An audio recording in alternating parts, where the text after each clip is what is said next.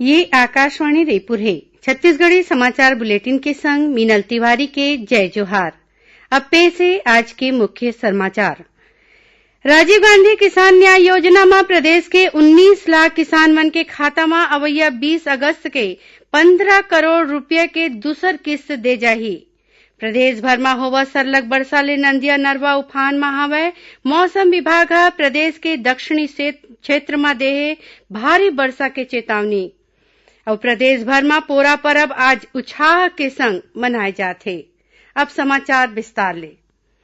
राजीव गांधी किसान न्याय योजना में प्रदेश के 19 लाख किसान मन के खाता में अवैया 20 अगस्त के 15 करोड़ रुपया के दूसर किस्त दे जाही।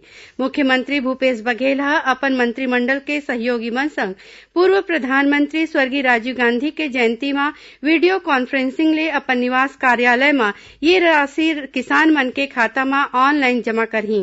मुख्यमंत्री ह ये मौका में तेंदूपत्ता सकलैया मन ला बछर 2018 के प्रोत्साहन पारिश्रमिक के रूप में 232 करोड़ ले ज्यादा के रकम उखर खाता में जमा करही। संगे संग गोधन न्याय योजना में गोबर बेचैया मन ला दूसर पारी में बेचे गे गोबर के पैसा ऑनलाइन दे जाही।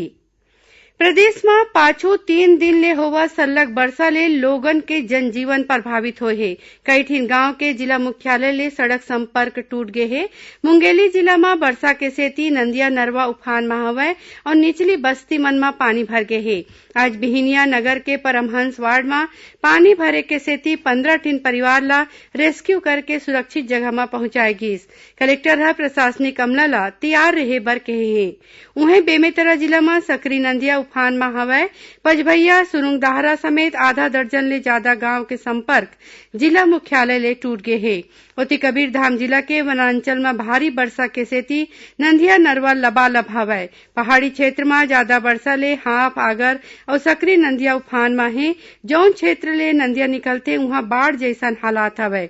कवर्धा में रायपुर जबलपुर रद्दा के पुलिया ऊपर ले पानी बोहात हे। स्थिति ला देखत मौका में पुलिस बल तैनात करे गे हे। रायपुर जबलपुर के संग कवर्धा ले बिलासपुर मुंगेली समेत कई ठन जिला के संपर्क टूट गे हे। कवर्धा में ही निचली बस्ती में पानी भरे ले जनजीवन प्रभावित होए हे। इही बीच खराब मौसम के सेती मंत्री जयसिंह अग्रवाल और कवासी लखमा के आज बीजापुर दौरा रद्द हो गए हे। ओमन क्षेत्र में बाढ़ ले होए नुकसान के समीक्षा करे बर बीजापुर जवैया रहीन। मौसम विभाग ह अवैया 24 घंटा में प्रदेश के कतकुन जगह में हल्का ले मध्यम वर्षा और गरज चमक संग छींटा बौछार होए के संभावना जताए हे।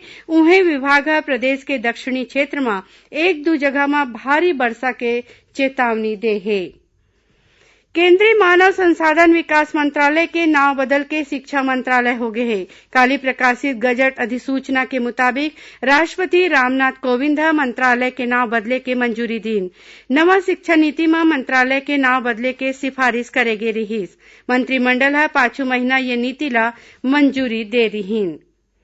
छत्तीसगढ़ में कोरोना संक्रमण के मामला सरलग बढ़त जात हे। आज घलो आने जिला ले कोरोना संक्रमित नवा मरीज मिले के पुष्टि होए हे। अब तक मिले जानकारी के मुताबिक कोरबा जिला में आज जिला पंचायत के महिला अधिकारी और 2 कर्मचारी समेत 12 झीन नवा कोरोना संक्रमित मरीज के चिन्हारी होए हे। एमा 6 झीन नगर निगम कर्मचारी शामिल हैं। दीपका के प्री मैट्रिक बालक छात्रावास क्वारंटाइन सेंटर ले 1 और करतला ले 2 संक्रमित मिले हैं। जम्मो झन ला इलाज बर कोरबा के विशेष कोविड अस्पताल में भर्ती करे जाथे। खबर के मुताबिक काली रथिया स्वास्थ्य विभाग कोती ले जारी बुलेटिन के मुताबिक सोमवार के आने जिला ले 404 कोरोना पॉजिटिव मरीज के चिन्हारी करे गे हे।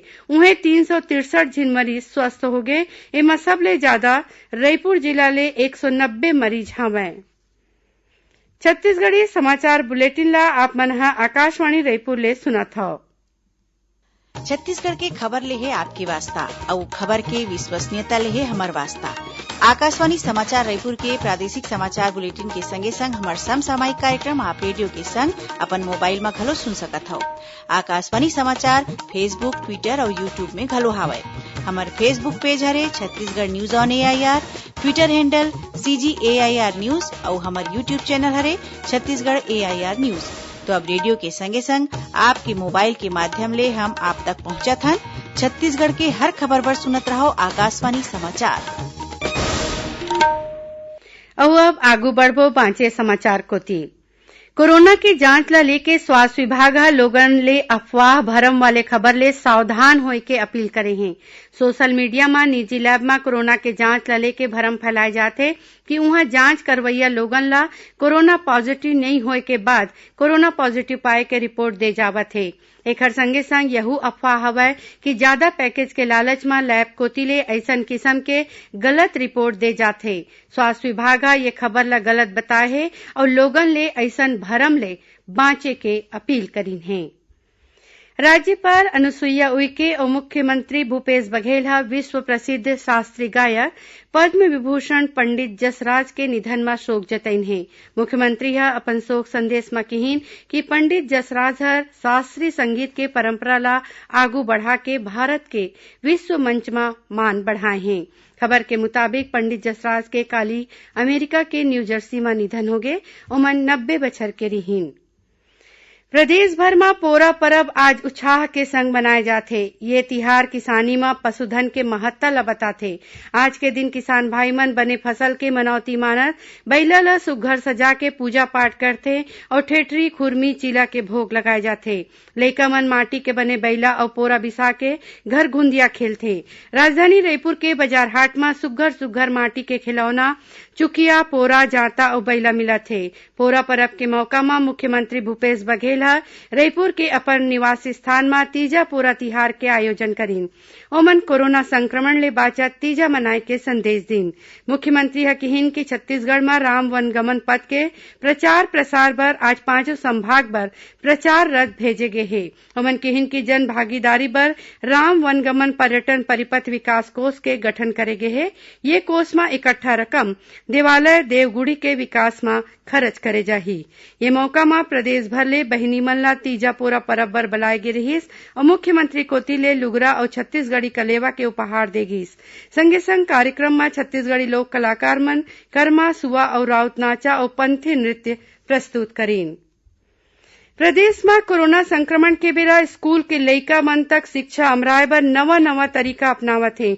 सरकार है जिहां पढ़ाई तुहर दुआर शुरू करे है उहें कुछ एक जगह में शिक्षक ऑनलाइन तरीका ले लइका मन ला पढ़ावत है। ऐसने प्रयास रायपुर जिला के सेज बहार गांव के सरकारी स्कूल ह करे है। ये स्कूल के प्राचार्य वीना भसीन शिक्षक और स्कूल लिपिक अपन आवाज में मोबाइल में विषय के व्याख्या रिकॉर्ड करत है। ये अभियान ला स्कूल इन ऑडियो नाव दे गे है। उहें स्कूल के शिक्षक मन कोती ले ऑनलाइन कक्षा ले के संगे संग पढ़ई तुहर दुआर में मोहल्ला स्कूल अभियान चलाए जाथे।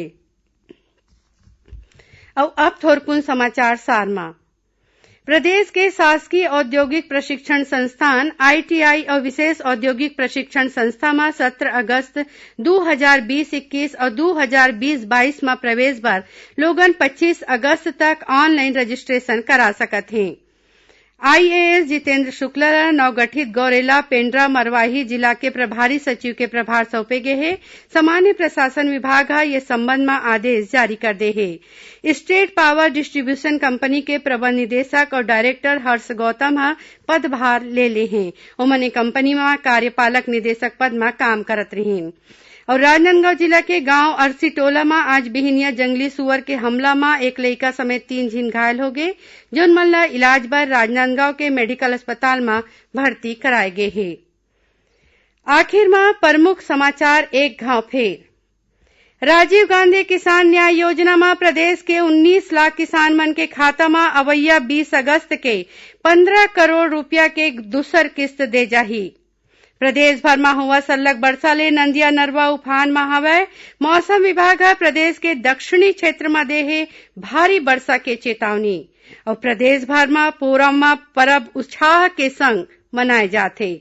एक संग छत्तीसगढ़ी समाचार बुलेटिन इहे सिरावत है। जय जोहार।